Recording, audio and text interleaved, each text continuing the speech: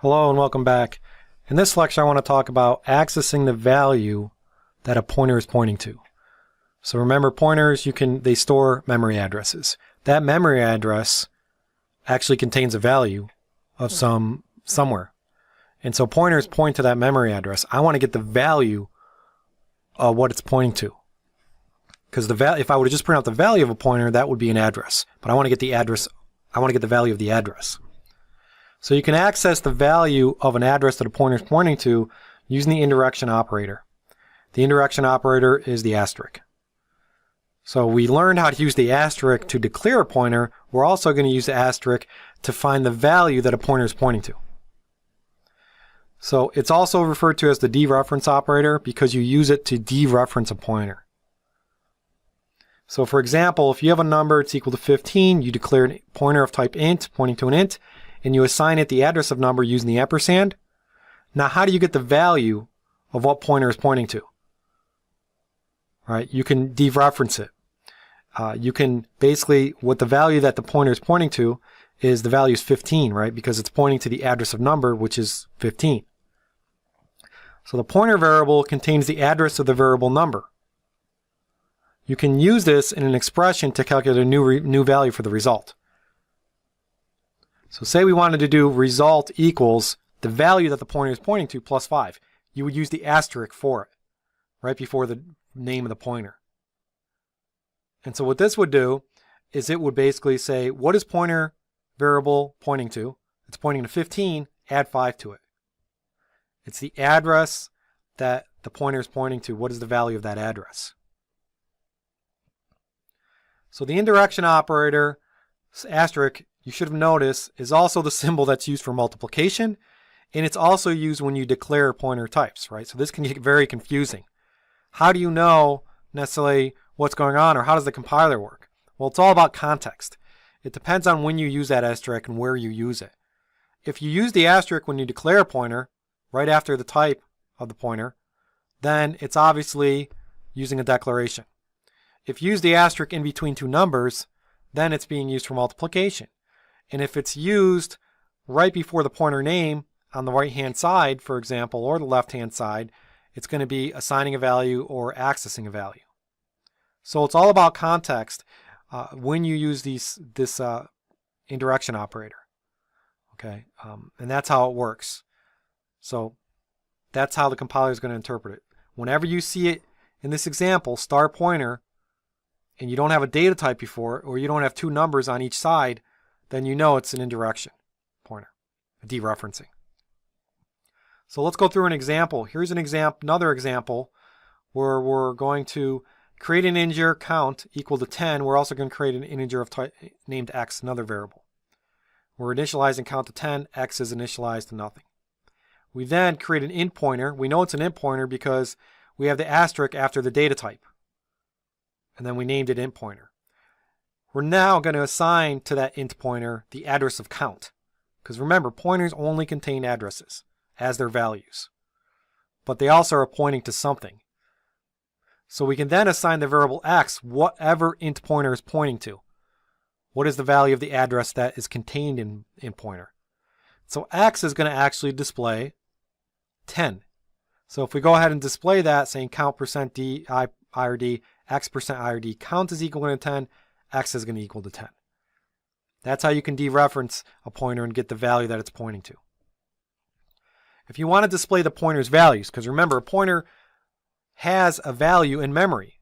It's just an address. So what if you want to display the pointer's value, which represented by a hexadecimal number, an integer, or an address? Well, you can use the format specifier %p. We talked about this before. This will output a pointer value as a memory address in hexadecimal form. So if we were to do something like this, where we declare our number, we declare our pointer, we initialize it to null, because that's good practice. We want to always do that.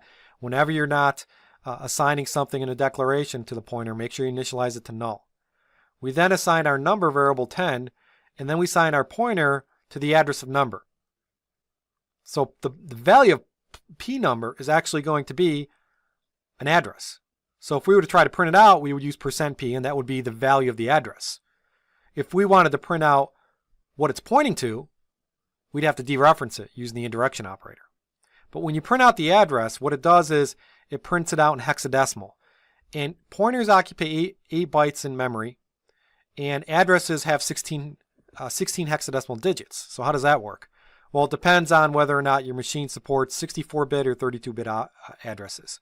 If your machine has 64-bit operating system, then you're going to see 16 hexadecimal digits. If your machine or your OS only has 32-bit addressing, then you'll see the hexadecimal represented as 8 hexadecimal digits. Now, what if you want to display an address?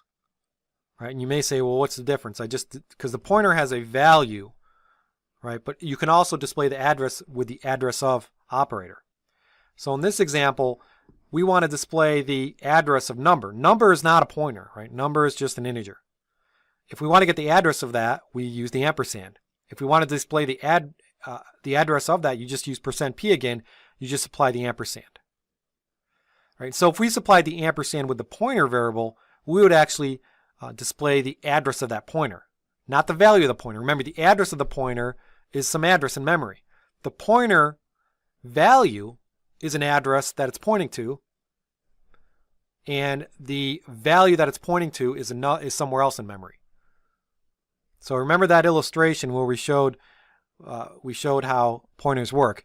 A pointer, when you declare it, it creates memory for that pointer, 8 bytes. The value of that pointer is an address. And then whatever that pointer is pointing to is a value, usually of the type that you provided. But remember that there's really 3 parts of it. If you want to print out the P number's address, you again would use the ampersand. That would be the address of the actual pointer, and you would have to use the void star to get around a warning. So remember, a pointer itself has an address, just like any other variable. It gets allocated when you declare it. You use %p as the conversion specifier to display addresses.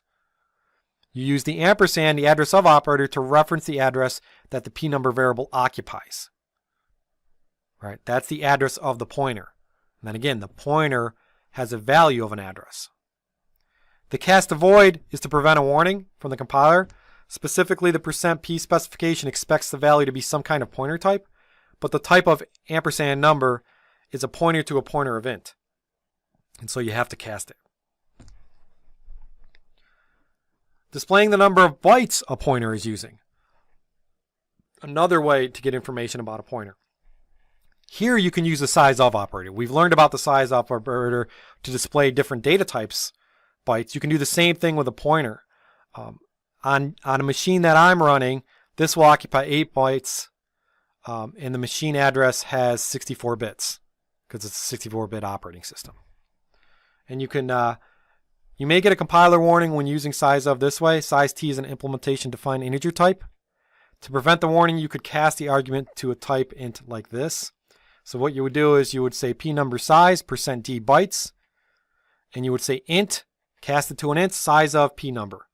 That's going to give you the size of the pointer in memory. Size of pointer of that address, which again is 8 bytes on most systems, because that's just containing an address. Another example here, this is going to display a number of things, and we'll run this example to show the output. But just before we run it, I want to describe a little what's going on here. We have a number that's declared. We have a pointer that's initialized to null. We set the value of number to 10. And then what we want to do is we want to print out the address of the integer number, and we want to print out the value of number. Very simple. Using the address of operator and then just the variable. When we do the address of operator, we do %p. We're then going to assign the address of number to our pointer. We're then going to print out some pointer information. We want to output the address of the pointer itself. We can just use %p, void star, ampersand number. We want to see how many bytes that pointer has in memory. We can say size of. We want to see the actual value of the pointer, which is an address. We can just say p number without any kind of extra information. And then we use %p. If we want to see the value that the pointer is pointing to, the value at the address, then we do star p number. We use the indirection operator. And we know that p number is pointing to an int, so we can say %d.